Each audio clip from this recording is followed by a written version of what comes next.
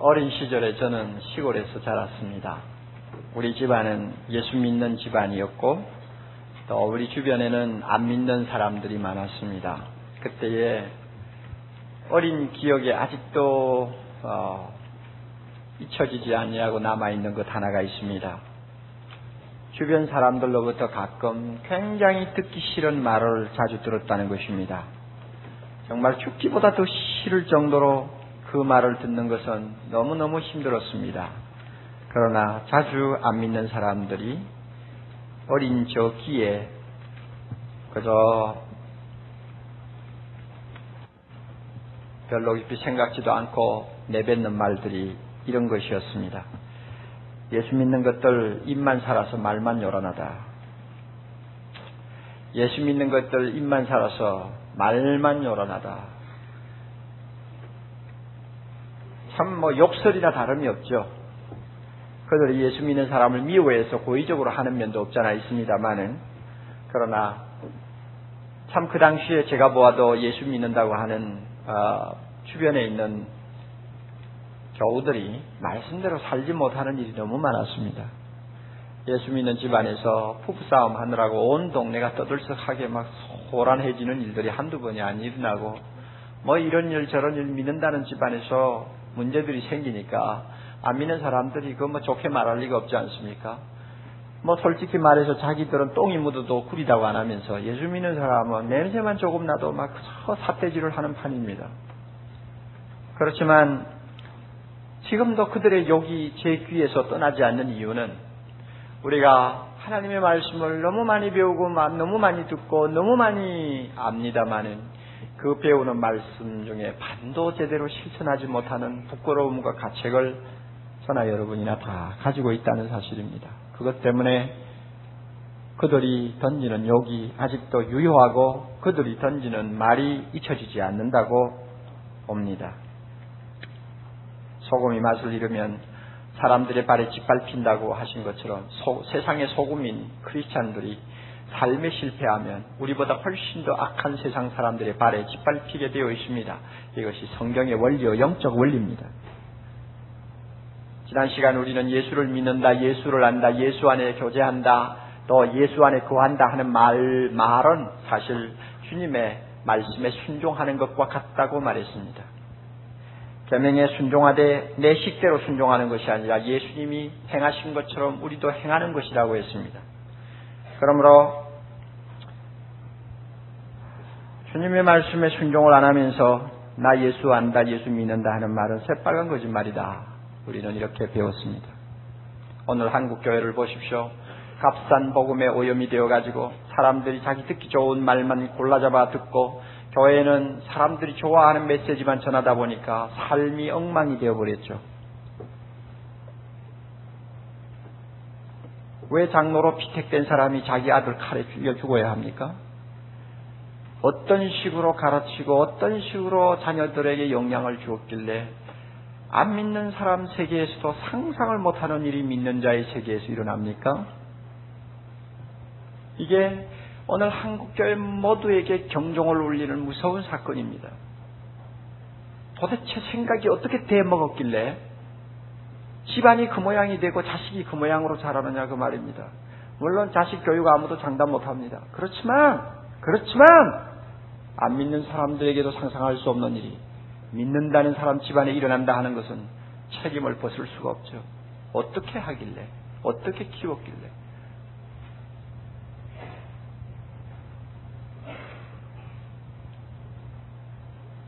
이런 식으로 교회가 가면 교회가 이 사회에 왜 존재하느냐 하고 물을 때 있으나 마나 하다는 결론밖에 나오지 않습니다. 뭐 하려고 있을 거예요 교회가?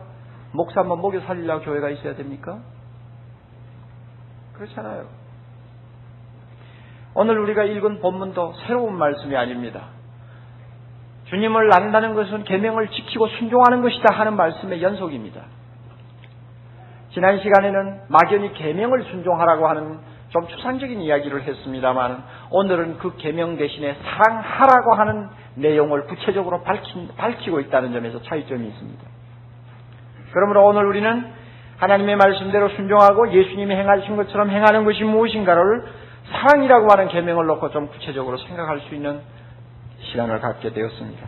사랑은 계명 중에 최고의 계명입니다. 모든 계명의 대명사입니다. 모든 계명은 사랑 안에 다 포함이 되어 있습니다. 그러므로 누구든지 사랑을 실천하면 모든 계명을 지키는 것이나 다름이 없다고 했습니다. 이런 의미에서 사랑하라고 하는 계명은 율법의 완성이라고 말합니다. 이 사랑이라고 하는 사랑하라고 하는 계명은 새삼스럽게 듣는 계명이 아닙니다. 오래오래 전부터 귀가 아프도록 들은 말씀이에요. 그래서 7절에 옛계명이라고 합니다. 옛계명. 그렇죠? 7절 봅니다. 사랑하는 자들아 내가 새 계명을 너희에게 쓰는 것이 아니라 너희가 처음부터 가진 옛계명이니 이 옛계명은 너희의 들은 바 말씀이거니와 옛계명이 오래된 계명이요. 유대나라 사람들은 어려서부터 귀가 뚫어지라고 반복해서 듣던 말씀이요. 출애굽기 20장 6절에서부터 하나님은 나를 사랑하고 내 계명을 지키라 하셨고 레위기 19장 18절에서는 이웃 사랑하기를 내 몸과 같이 사랑하라고 하는 만고불변의 진리를 하나님께서 가르쳐 주셨습니다. 그러니까 그 말씀을 유대나라 사람들은 수천 년 동안 들은 거예요. 그리고 초대교회 사람들도 예수 믿고 나서 귀가 아프도록 들은 말씀이 사랑하랍니다. 그러니까 옛 계명이요. 진부한 계명이죠. 어떤 면에서는. 들어도 이제는 감각도 없고 감동도 별로 없는 말씀이죠. 교회니까 그렇게 가르치는 것이고 신자니까 그렇게 배운다는 것이지. 인간이 어떻게 다 사랑하냐 하는 식으로 우리는 그냥 밀쳐놓아도 되는 계명입니다. 그럼에도 불구하고 옛 계명이면서 동시에 또 새 계명이라고 말합니다. 8절에 다시 내가 너희에게 새 계명을 쓰노니 저에게와 너희에게도 참된 것이라. 이는 어두움이 지나가고 참빛이 벌써 빛이 우민이라. 이때 새 계명이 뭡니까? 그 다음에 보면 사랑하는 거죠. 왜 앞에서는 새 계명을 쓰는 것이 아니고 옛 계명을 이야기한다 해놓고는 갑자기 또 8절에 가서는 새 계명을 쓴다고 말합니까? 자, 오늘 옛 계명이긴 하지만 동시에 새 계명이 되는 것이 사랑이다 하는 것을 우리가 깨닫는 것이 오늘 설교의 중요한 핵심입니다. 앞뒤가 안 맞는 이야기 같지만은 옛 계명을 새 계명이라고 돌려대서 소개하는 이유가 어디 있을까 하는 것을 우리가 깨닫는 것이 참 중요합니다. 왜 옛 것을 새 것이라고 다시 말씀하실까? 그 이유는 8절 끝에 이는 어두움이 지나가고 그 다음에 무엇입니까? 참빛이 벌써 비칩니다. 우리 중에 사부예배 참석하시는 분들 가운데 성경에 좀 익숙하지 못한 분들도 없잖아 계실 거예요. 그러나 여러분 그래도 좀 힘들더라도 자꾸 성경을 보세요. 그러면 성경께서 여러분을 도와주실 것입니다. 그러나 제가 볼 때 사부예배 참석하시는 분들은 굉장히 수준이 높다고 봅니다. 오전에 교회 봉사하고 아니면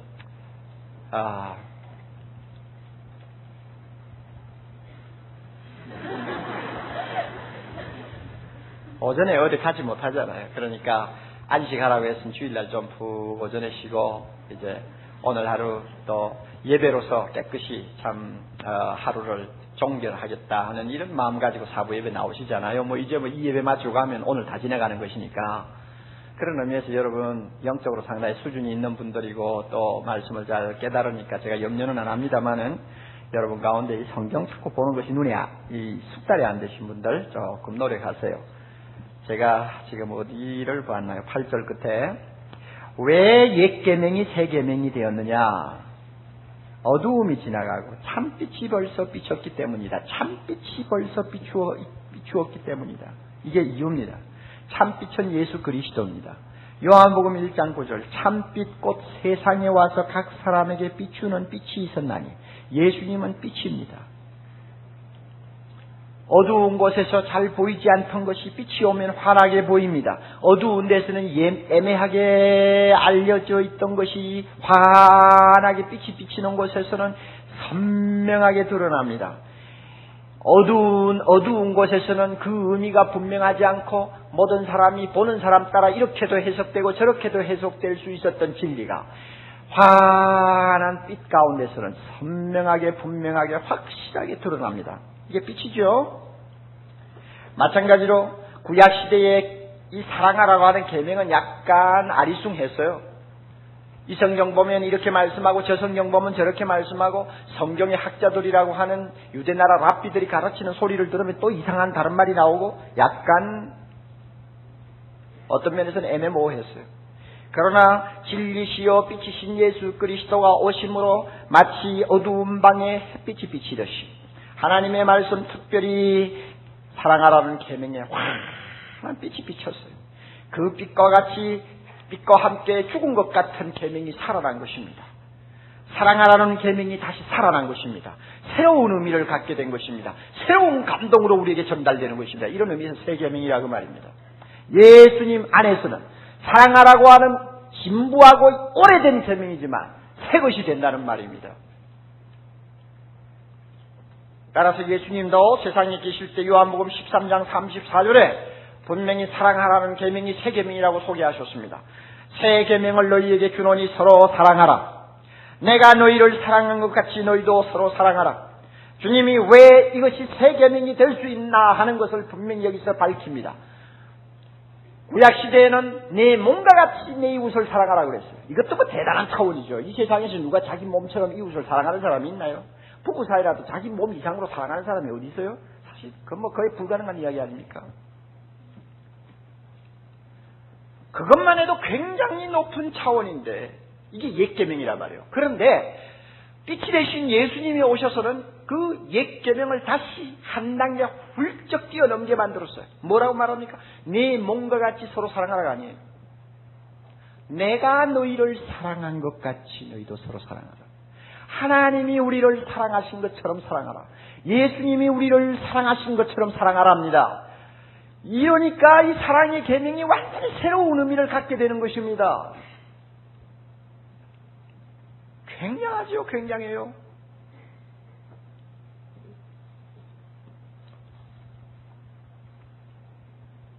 인생의 여러 분야에서도 비슷한 예들을 우리가 볼 수 있습니다. 뭐 어떤 작품, 어떤 그 다음에 뭡니까 사상 또는 뭐 어떤 인물 이런 것들이 너무너무 오래되어 가지고 수백 년 흘러가니까 이제는 많은 사람에게 별 의미가 없는 것이 될 수 있지 않습니까? 그렇죠? 그리고 아무런 감동을 주지 않는 것이 될 수 있습니다. 그러다가 어떤 천재나 어떤 위대한 인물이 나와가지고 다른 사람들이 다 별 볼 일 없다고 밀쳐놓은 어떤 작품이나 예술품을 들고 나와서 새롭게 각광을 받게 만드는 일이 참 많습니다. 그러면 그때는 그 작품이 새로운 작품이 되는 거예요. 저에게도 그런 조그마한 경험이 있습니다. 제가 베토벤의 곡을 좀 좋아하는 편입니다만 베토벤 하면은 그분이 예수 믿었는지 안 믿었는지 잘 모르겠어요. 안 믿었다고 보는 것이 그의 정설인 것 같습니다. 그러나 그분의 그 고난이 점철된 그 생을 통해서 고난 속에서 정금같이 만들어진 그 작품들이기 때문에 그분의 곡은 어딘가 영감이 있다는 걸 제가 늘 알고 있습니다. 그런데 그 가운데 베토벤이 맹인이 되고 나서 참 아무것도 들을 수 없는 그런 캄캄한 경지에서 작곡한 위대한 교향곡 하나가 있지 않습니까? 제9번 교향곡이죠. 합창이라고 하는 교향곡입니다. 많은 사람들이 그 교향곡을 굉장히 사랑하고 높이 평가합니다만 저는 대학 시절부터 몇 번 들어보고 나서는 전혀 저하고 거리가 먼 것처럼 생각했습니다. 왜냐하면 감동이 없어요. 그리고 이해를 못하겠어요. 곡이 너무 이상하고 까다로워요. 그래서 저에게는 뭔가 전달이 안 돼요. 그래서 20, 30년 전에 그저 적당히 한두 번 듣고는 전혀 손을 대지 않았습니다. 완전히 나에게는 옛날 묵은 하나의 작품이 되어버린 것이죠. 그런데 1년인가 1년 반 전에 우리 교회를 다니는 귀한 형제가 저에게 교향곡 9번을 연주하는 BTR 테이프를 갖다 줬습니다. 그건 오리지널이나 거의 같을 정도로 아주 선명하고 완벽한 테이프예요. 그래서 그것을 BTR에 꽂고는 좀 큰 스피커에다가 걸어놓고 틀었습니다. 거기에 지휘자가 유명한 레오나르드 번스타인이라고 하는 미국의 지휘자가 그 노지휘자가 지휘하는 연주였습니다.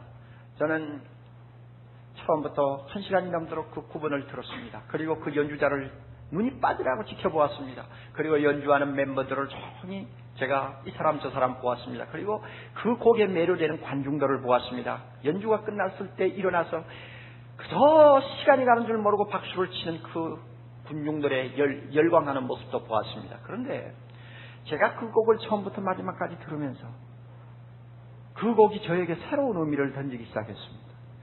땀방울이 툭툭 떨어지면서도 눈을 감고 그야말로 완전히 무화경에 빠져서 지휘하는 그 번슈타인의 그 모습 속에서 저는 베토벤의 어떤 정신을 내가 느낀 것입니다. 그리고 그 연주되어 나오는 곡 속에서 살아있는 맥박을 느낀 것입니다. 저에게 그 곡이 다시 살아난 거예요. 번슈타인 때문에 다시 살아난 거예요. 그래서 그 뒤로부터 저는 베토벤 곡 하면은 지금까지 어제도 한번 들었습니다만 9번만 들어요. 교회 한곡 9번만. 완전히 저에게는 새로 살아난 곡이 되어버렸어요. 우리 예수님이 오시기 전에는 서로 사랑하라, 내 몸같이 사랑하라, 뭐 진부한 그저 교훈으로 받아들이기 쉬웠지만 예수님이 오셔서 그것이 무엇인가를 다시 보여주셨을 때 그 사랑하라는 계명이 우리에게 새로운 계명으로 되살아난 것입니다. 그러면 어떤 점에서 예수님은 옛 계명을 새 계명으로 이렇게 바꾸어 놓았을까? 예수님이 가르쳐 주신 사랑은 도대체 어떤 것이기에 그럴까? 우선 먼저 우리가 생각할 수 있는 것은 하나님이 사랑할 대상이 못 되는 죄인된 우리를 사랑하셨지 않습니까? 이것처럼 사랑할 가치가 없는 자를 사랑하는 것이 진짜 사랑이라는 것을 주님이 가르쳐 주셨습니다. 구약에 있는 옛 계명에 의하면 원수를 갚지 말라고 하는 정도만 교훈합니다. 그러나 예수님은 너희 원수까지도 사랑하라고 말씀합니다. 구약에서는 이는 이로, 이는 이로, 눈은 눈으로 보상을 허가하고 있습니다. 보상을 할 수 있으면 할 수 있다고 말합니다. 그러나 주님은 보복은 원수를 갚는 것은 안 된다고 말씀합니다. 전통적인 유대교 랍비들은 성경에서 조금 떠나서 그들 마음대로 사랑에 대해서 가르친 것이 있습니다. 그것은 사랑의 대상을 선별하라 하는 것입니다. 아무나 사랑하는 것이 아니다. 창녀를 사랑할 수 없느니라, 죄인을 사랑할 수 없느니라, 이방인을 사랑해서는 안 되느니라, 사랑은 사랑을 받을 수 있는 사람만 사랑하는 것이다. 이렇게 유대인들은 가르쳤습니다. 그러나 주님은 뭐라고 말합니까? 창녀나 죄인이나 이방인이나 사람 가리지 말고 모든 사람을 사랑하라고 말합니다. 이게 주님이 가르쳐 주신 사랑이에요. 구별하지 말고 사랑해라. 가치 없는 자도 사랑해라. 무조건적으로 사랑하라 그 말입니다. 그리고 예수님이 우리에게 보여주신 사랑이 무엇입니까? 예수님이 세상을 위해 자기 목숨을 버린 것처럼 우리도 목숨까지 버릴 수 있을 만큼 사랑해야 된다고 가르쳐 주셨습니다. 스스로 십자가에서 자기 목숨을 죄인을 위하여 바치시는 그 행동을 통해서 사랑은 이런 것이라고 가르쳐 주신 분이 주님입니다. 요한일서 3장 16절 여러분 잠깐 넘어가 보세요. 3장 16절. 다 같이 읽습니다. 3장 16절. 그가 우리를 위하여 목숨을 버리셨으니 우리가 이로써 사랑을 알고 우리도 형제들을 위하여 목숨을 버리는 것이 마땅하니라. 참 기가 막힙니다. 기가 막혀요. 저나 여러분이나 형제를 위해서 피 한 방울 내기도 어려운 사람들인데 목숨까지 바치는 것이 진짜 사랑이다. 주님이 우리에게 보여주신 사랑입니다. 그리고 또 주님이 우리에게 가르쳐주신 사랑은 어떤 것입니까? 주님, 우리가 하나님 앞에 가면 제한 없이 용서받지 않습니까? 몇백 번, 몇천 번 지은 죄라도 또 나가면 또 회개하면 주님께서 용서해 주시는 것처럼 무한정 용서하는 것이 사랑이니라. 주님이 그렇게 가르칩니다. 예수님이 이렇게 가르쳐 주신 사랑은 너무나 수준이 높고 너무나 그 깊이가 깊고 너무나 그 폭이 강대해서 잘못하면 그것은 구름 잡는 소리처럼 들릴 수가 있습니다. 저 천상의 세계에서나 하나님과 천사들이나 구원받은 성도들이 사는 세계에서나 통하는 이야기지, 이 험악하고 더러운 세상에서는 그거 이상론이지 현실하고는 안 맞는 이야기라고 우리는 그냥 적당히 듣고 넘어갈 수도 있습니다.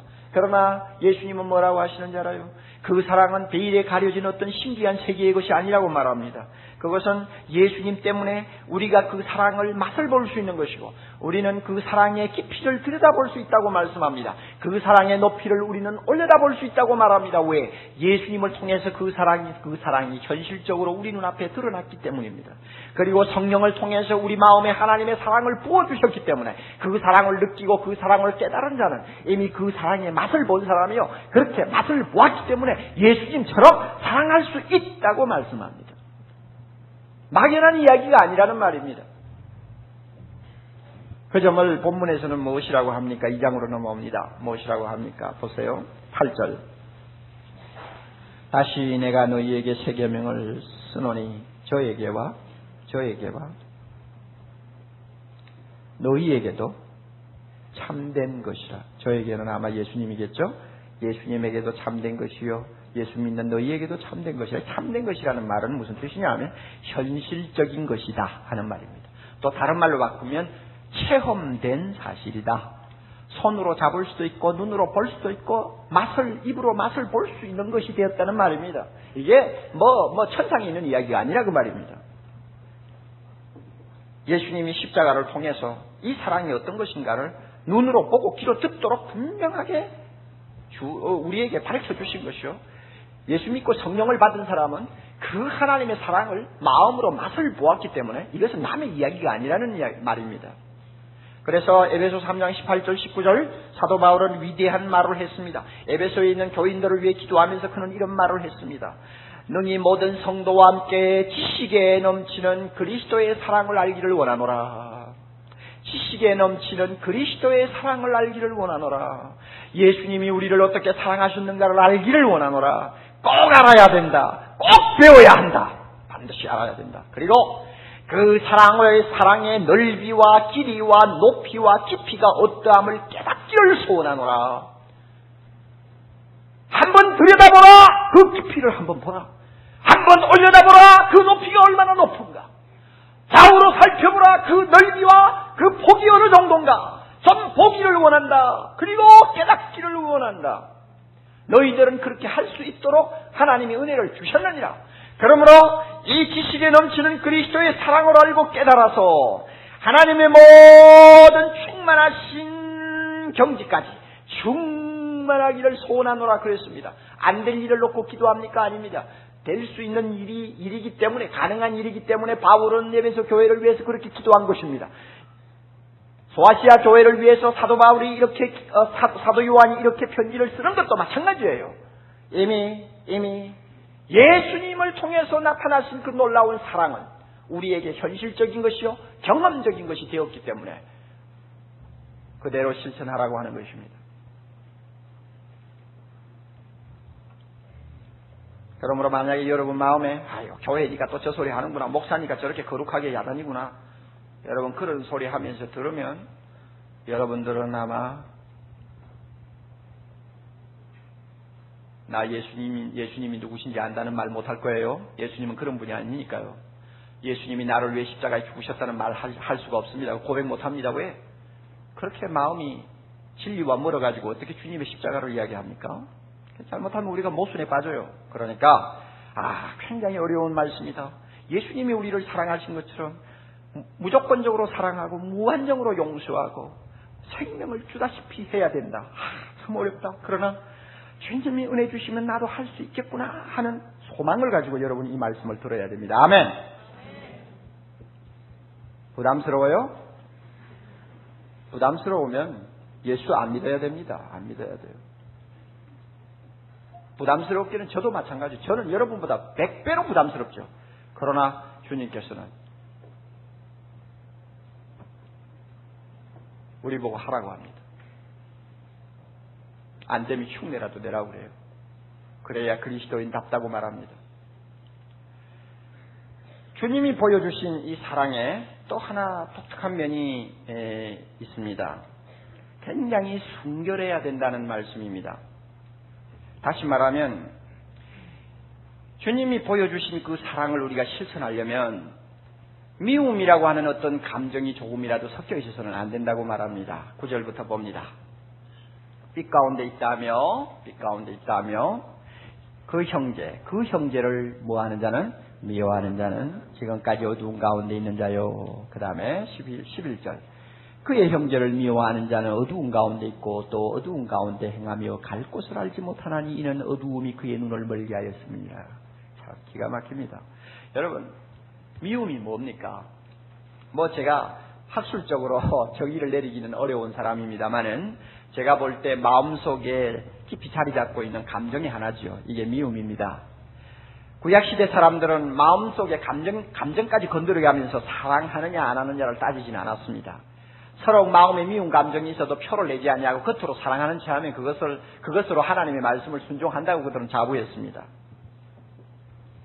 그런데 구약시대는 그런 식으로 통했할지라도 주님이 오셔서 사랑이 무엇인가를 보여주신 이 밝은 세상에서는 내 마음에 숨어있는 조그마한 감정까지도 불순하면 안 된다는 이야기입니다. 왜? 미움이라는 것이 어떤 면에서는 지극히 사소한 감정일 수도 있지만 그것은 엄청난 결과를 가져올 수 있기 때문에 그렇습니다. 3장 15절 한번 보세요. 3장 15절 다 같이 읽습니다. 그 형제를 미워하는 자마다 살인하는 자니 살인하는 자마다 영생이 그 속에 거하지 아니하는 것을 너희가 아는 바. 미워한다. 이 미움의 감정은 곧 살인이라고 주님이 단정합니다. 그러니 당장 내가 손에 칼을 들지는 않았지만은 내 마음에 미움이 있을 때 그것은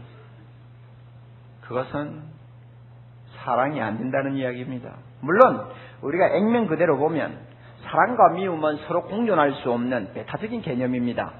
미워하든지 사랑하든지 둘 중에 하나지 어떻게 중간에 있을 수 있습니까? 우리가 글자 그대로 보면 그래요. 그러므로 미워하면서 사랑한다 하는 말은 모순이죠. 사랑한다고 하면서 미워하는 것도 모순이죠.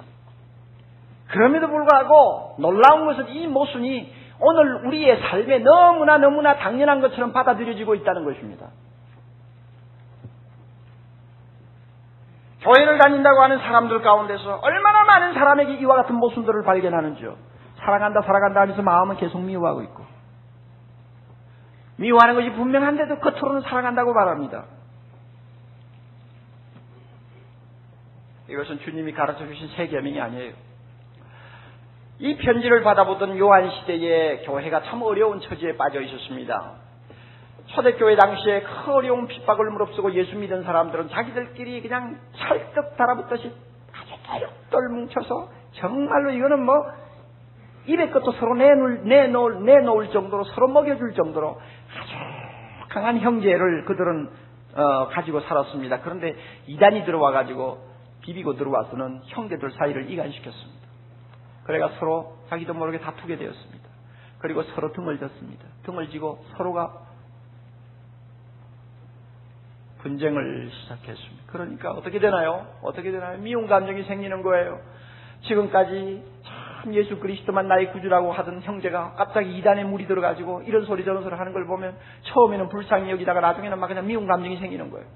자, 이런 상황에서 어떻게 됩니까? 그래도 형제를 사랑하라고 했는데 이래서는 안 되지 하고는 사랑하려고 무척 애를 쓰고 겉으로는 웃어주고 겉으로는 싸주고 사랑하네 하고 말을 하지만 자기도 모르게 마음속에는 미워하는 감정이 계속 일어나는 것입니다. 이 정말 무서운 일이죠. 초대교회 이 요한일서를 읽어야 되던 독자들이 그런 상황에 빠져 있었어요. 그들만 그렇습니까? 오늘날 우리에게도 비슷한 어려운 상황이 있지 않습니까? 미움은 사랑이라고 하는 요란한 옷으로 위장할 수 있는 독특한 성격이 있는 것 같습니다. 사랑합니다 하는 말 속에 미움이 위장하고 자기 모습을 감추고 있는 때가 참 많단 말입니다.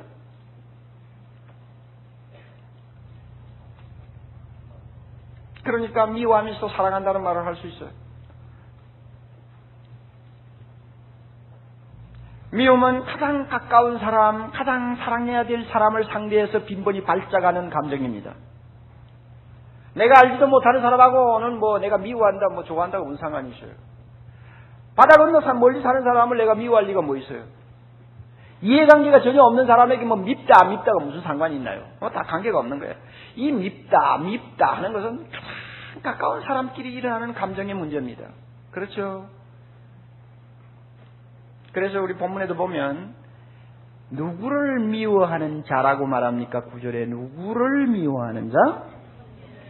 그 형제를 미워하는 자. 이 요한일서에서 형제라는 말을 함부로 쓰는 거 아닙니다. 세상 사람을 다 두고 형제 자매 안 합니다. 여기서 형제라고 하는 것은 믿는 사람끼리입니다. 믿음으로 한 몸이 되고 한 형제가 된 사람들을 일컬어서 형제라고 말합니다. 그리고 가정에서 피와 살을 나눈 형제 자매들, 식구들을 이야기합니다. 그 이상 아닙니다. 그 이상 아니에요. 가장 가까운 사람을 그 형제라고 말합니다. 그러니 미움이 어떤 사이에서 가장 문제를 일으키느냐? 가장 가까운 사람 사이에서 문제를 일으킨단 말입니다. 우리나라 속담도 보면 이해할 수 있는 말들이 있죠. 눈에 가시라는 말이 있죠. 눈에 가시가 뭐예요? 몹시 미워하고 싫은 사람을 놓고 눈에 가시라고 말합니다. 그런데 왜 눈에 가십니까? 발에 가시가 왜 눈에 가시? 날마다 눈에 들어오니까 눈을 떠도 보이고 눈을 감아도 보이고 항상 문을 열고 나가도 보이는 사람이니까 제일 가까운 사람이래. 아내일 수도 있고 남편일 수도 있고 자식일 수도 있고 시어머니일 수도 있고 뭐 참 가까운 사람이 이런 사람이 제일 미워하기 쉬운 대상이라고 말입니다. 그렇게 눈에 가시죠. 때리는 시어미보다 누가 더 미워요? 말리는 시누이가 더 밉다고 그러죠. 그러면 때리는 시어머니나 말리는 시누이나 다 한 지붕 밑에서 사는 사람들입니다. 이런 사이에 복잡하게 얽히는 것이 미움이라는 감정이거든요. 며느리가 미우면 누구까지 미워요? 손자까지 밉다는 속담 아세요? 손자 손녀가 할아버지 눈에 얼마나 사랑스러운 재롱동입니까? 그럼에도 불구하고 며느리가 미우면 손자까지 미워버린다. 그러니까 손자나 며느리나 다 한 집안에 있는 가까운 사람이라고 말입니다. 미움이라는 것이 다 이런 것입니다. 가까운 사람 사이에 서로 작용하는 감정입니다. 그렇기 때문에 미워하면서 사랑한다는 말을 할 수 없을 것 같은데 실제적으로는 미워하면서 사랑한다는 말을 할 수 있는 것이 오늘 우리 모두의 현실입니다. 저는 이런 말씀을 넣고 설교 준비하고 또 여러분에게 설교를 하면서 참 저 자신이 부끄럽고 답답하고 또 어떤 면에서는 가슴이 아픕니다. 제가 이 감정을 가져보고 그 감정을 오랫동안 가슴에 담고 있었기 때문에 미워하면서 사랑한다는 말을 할 수 있는 것이 무엇인지 잘 압니다. 사랑한다고 하면서 미워하는 것이 무엇인지 잘 압니다. 제가 우리 집안에서 어릴 때 자라면서 제일 미워한 사람이 할아버지하고 아버지였습니다. 아마 여러분이 들으면 저런 사람이 어떻게 목사가 됐나 그러겠지만 뭐 할아버지 이야기는 안 하겠어요. 아버지는 왜 그렇게 저를 공부하지 못하도록 그렇게 때리고 하셨는지, 왜 교회만 다녀오면 그렇게 사람을 못 살게 굴었는지, 왜 공부하는 책을 함부로 막 집어던지고 찢어버렸는지, 왜 들에서 나가서 소몰고 다니면서 소먹이고 지게지고 뗄감 하는 것만 자꾸 시켰는지 너무너무 지긋지긋해가지고 그냥 나도 모르게 어린 마음에 미움이 생긴 거예요. 계속 미워한 거예요. 저희 아버지는 제가 목사 안수 받은 다음에 지금부터 23년 전에 세상을 떠나셨어요. 마지막 떠날 때 그는 1년 사이에 참 영적으로 중생받고 참 새 사람이 되어서 세상을 떠났습니다. 그리고 떠나기 전에 어머니를 보고 내가 하는 일을 너무 괴롭히고 이해하지 못한 것이 참 부끄럽다고 고백을 하셨다는 말도 들었습니다. 그러나 제가 돌이켜보면 아버지를 장례하는 그날까지 저는 아버지를 미워했던 것이 사실입니다. 겉으로는 사랑하죠. 겉으로는 아버지 얼마나 제가 뭐 효도하려고 애를 쓰고 얼마만큼 남보기에는 뭐 그럴듯하게 다 했죠. 그러나 내 마음에는 미움이 있었어요.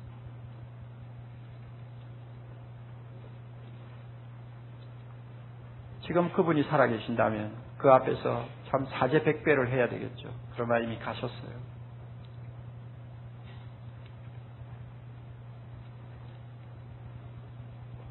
그 당시에는 이런 본문이 제 귀에 들어오지도 않았고 눈에 들어오지도 않았어요. 그러므로 미움이 일어나면 그저 미워하는 거예요.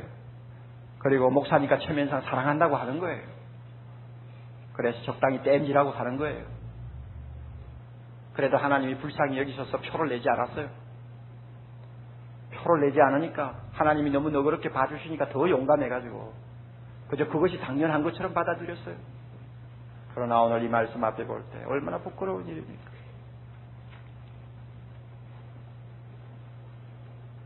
예수 믿는다고 하는 사람들의 가정에 들어가 보면 미워하면서 사랑한다는 소리를 하는 사람, 사랑한다고 하면서 미워하는 사람들이 한두 명이 아니라는 것을 저는 압니다.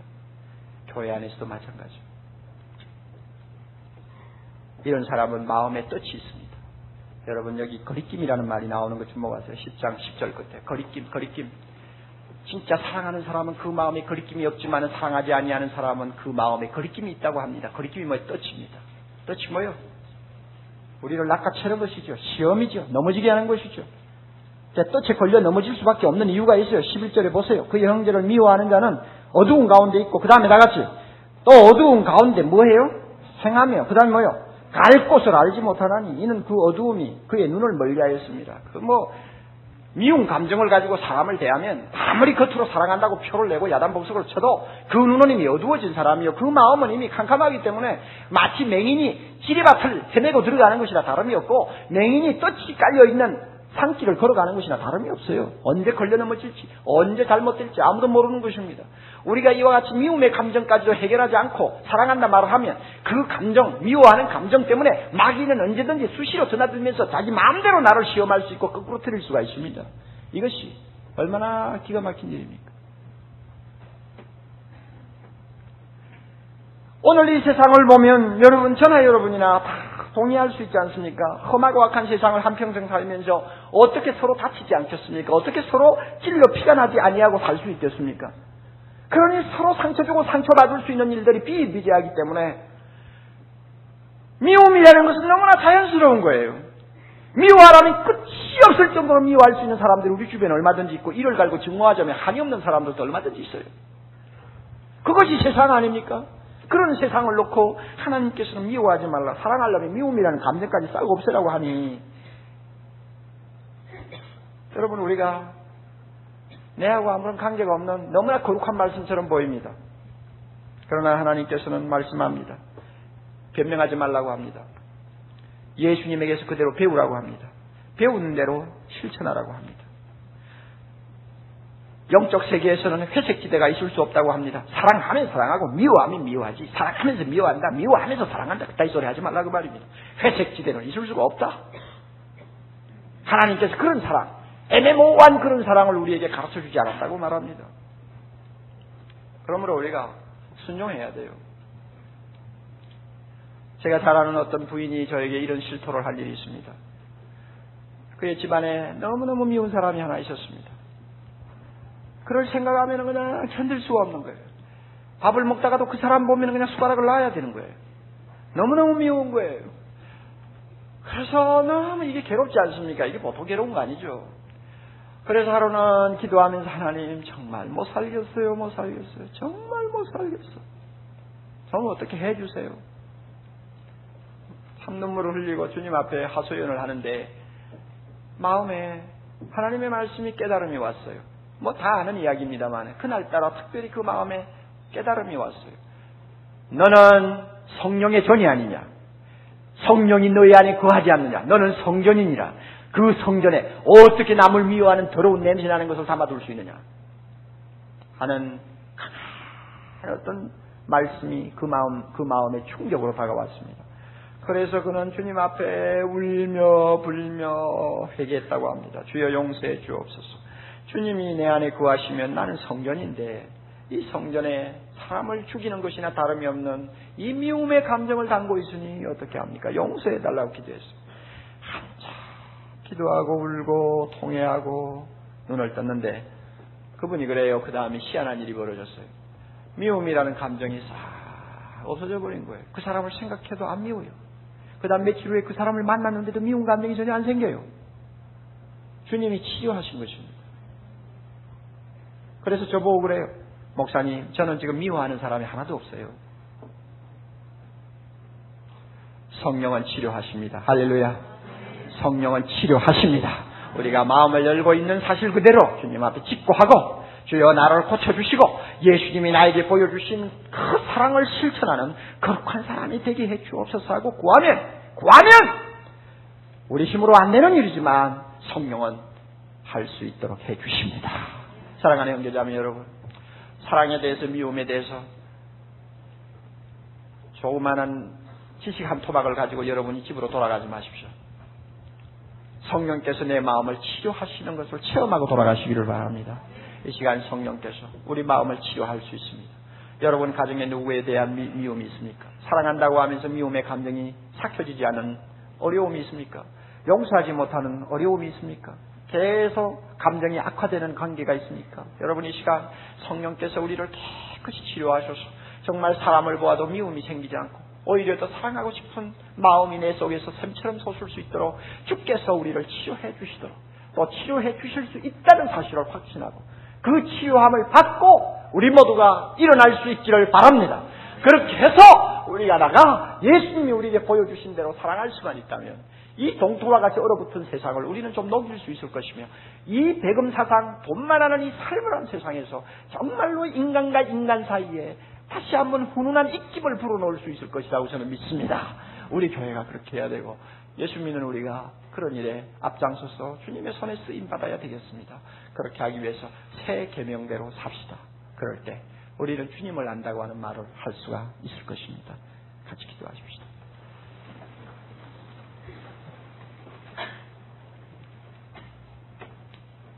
우리를 사랑하시되 생명을 아끼지 아니하고 사랑하신 주여, 주님이 그 사랑을 우리에게 보여주시면서 내가 너희를 사랑한 것 같이 너희도 서로 사랑하라고 말씀하셨습니다. 아버지여, 아버지여, 아버지여, 우리는 참 우리 힘으로 이런 사랑을 실천할 수 없습니다. 우리는 미워하면서 사랑한다고 버젓이 떠버리는 습관을 갖고 있습니다.